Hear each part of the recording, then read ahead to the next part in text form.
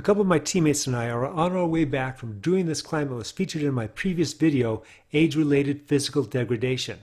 I'll have that video linked below. Check it out. It's worth watching.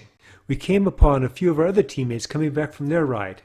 As you can see, these guys aren't interested in racing up a 7-mile, 7% climb with us. Don't let that fool you. These guys can haul, these guys can sprint, and these guys can go downhill fast. And this ride, we still had to go downhill to get back in. Hey cycling community, this is Steve Grusis, the Cycling Greek. There is no way I can hang on to these guys without being on their wheel. If I'm on their wheel, I have to concentrate, especially on the downhill sections, or else I'll lose connection. As California is entering phase 1 for easing restrictions of the lockdown, as USAC is now allowing permits for races after June 1st, it was today's ride that I decided that I'm going to do my own phase 1 with respect to riding with others. Specifically, that means I'm going to start riding in groups.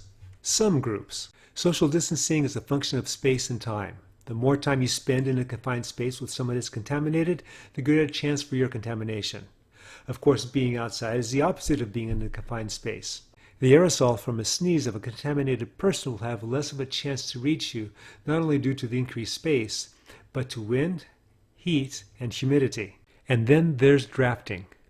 Unless you're on a killer side wind and you're being guttered, you're going to be subject to whatever is happening with the person in front of you. If the rider in front of you is contaminated, how much of the contaminant from the aerosol that rider produces that goes on you is enough to get you contaminated? What if the person in front of you is not contaminated, but the person in front of that person is?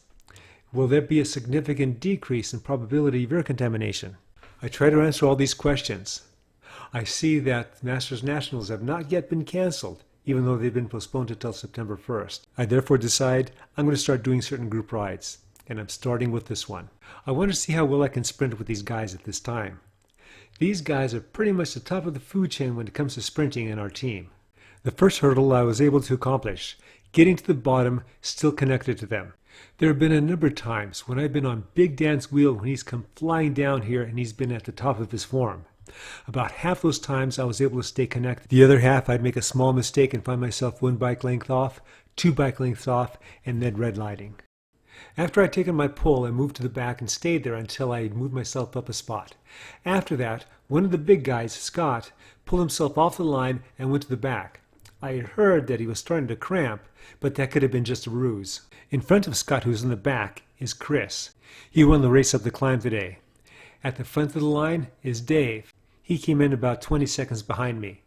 And the 2 guys between us, that's Big Dan and Robert, the 2 big guy sprinters.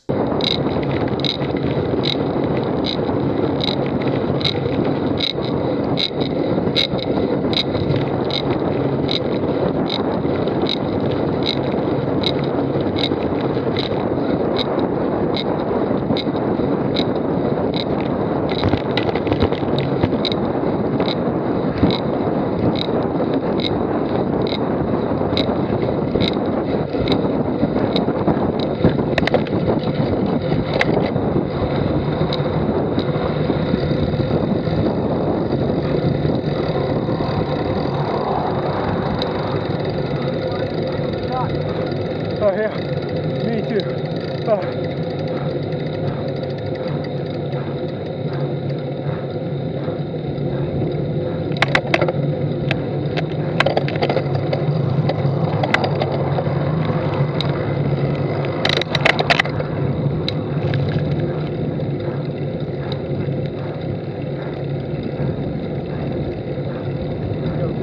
Okay. Oh.